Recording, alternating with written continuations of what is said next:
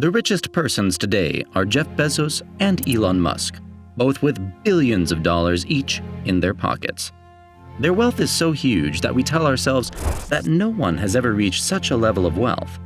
However, if we look into the past and try to take inflation into account, we can see that there have been even richer men whose fortunes accounted for as much as half of the world's GDP.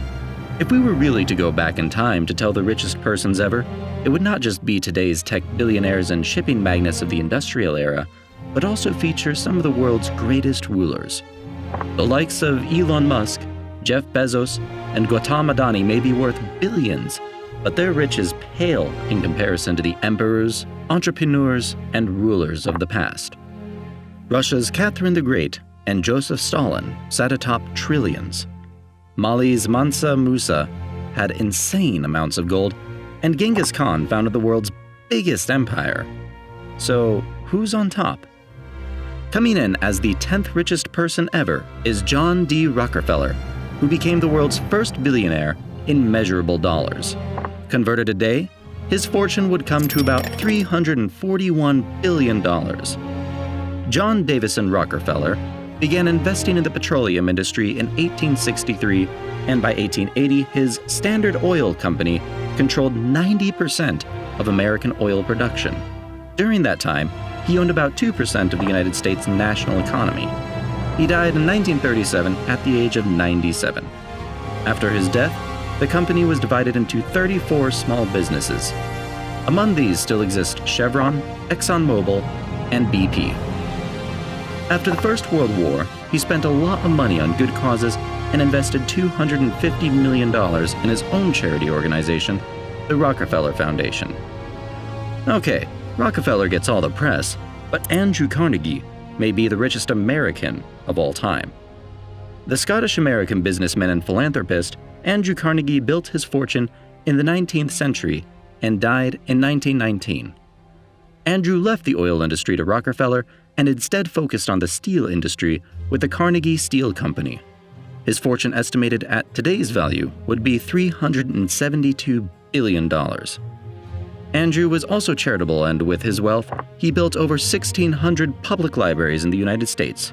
In his opinion, it was important to invest in knowledge, so he also injected tens of millions of dollars into American education.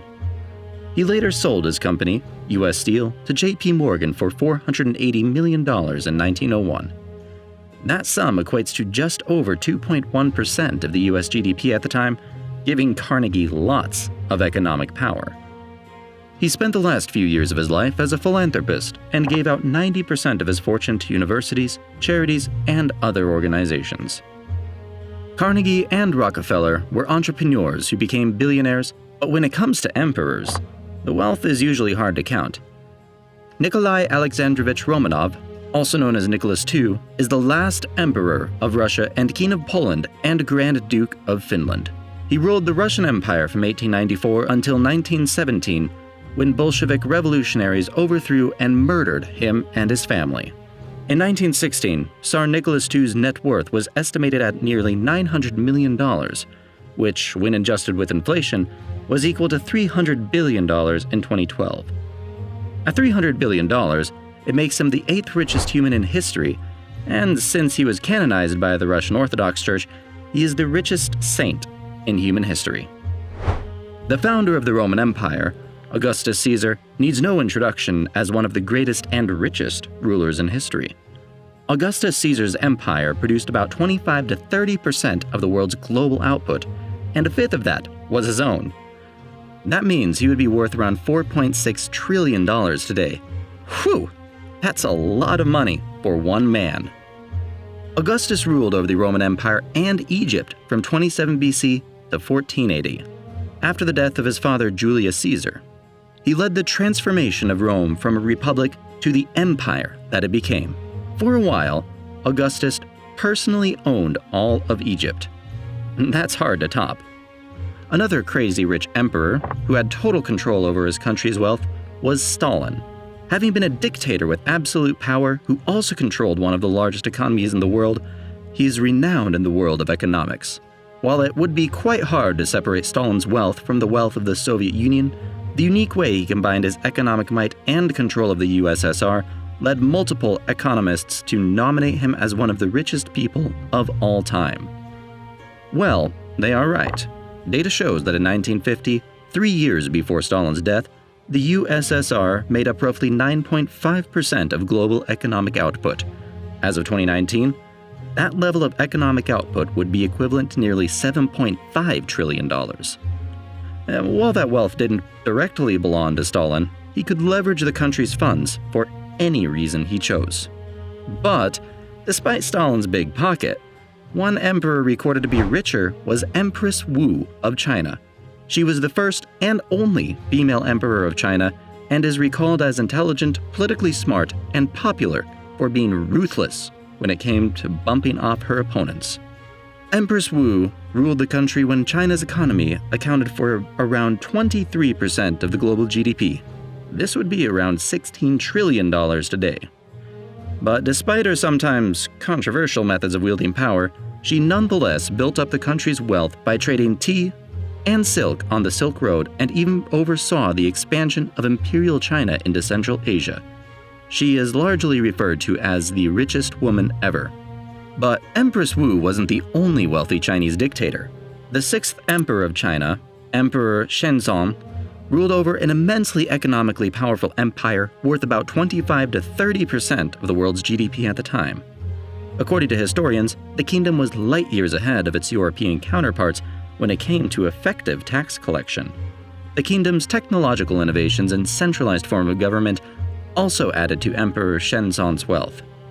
But on the same continent of Asia, there was one ruler whose wealth couldn't be matched, Akbar I, also known as Akbar the Great. He was India's third Mughal emperor and ruled from 1556 to 1605. The territory he reigned over was approximately at the level of present-day India and accounted for about 1/4 of the world's GDP.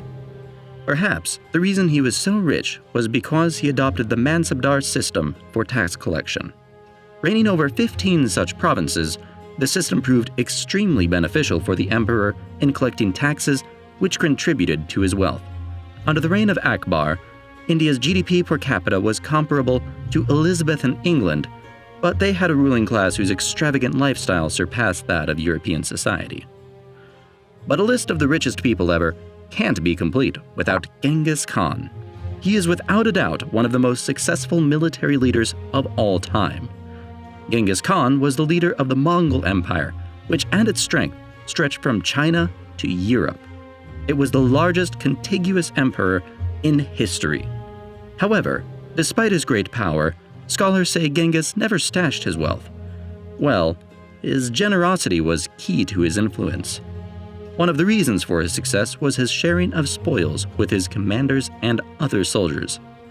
Mongol soldiers, unlike pre-modern armies, were banned from taking personal loot. It was the custom that after an area was conquered, every item collected was inventoried by official clerks and then distributed amongst the military and their families. Genghis Khan still received a share of the spoils, but that hardly made him rich. Being the emperor of such a kingdom meant he owned it all anyways. He built no palace for himself, no family, no temple, no house, and not even a tomb. At death, he was wrapped in felt like any common person and then buried. Well, those are 9 of the 10 richest people ever, but the position for number 1 might be a name you are not so familiar with. Meet Mansa Musa, a 14th century West African ruler. Historians estimate that the Mali Empire was at one point the largest gold producer in the world, meaning its ruler, Mansa Musa, had incomprehensible wealth. While some sources have estimated his wealth to have been the equivalent of around $400 billion, historians believe it's virtually impossible to conclude on the real number. Mansa Musa conquered Timbuktu and extended his empire to Niger and the most important trade routes of the trans-Saharan trade.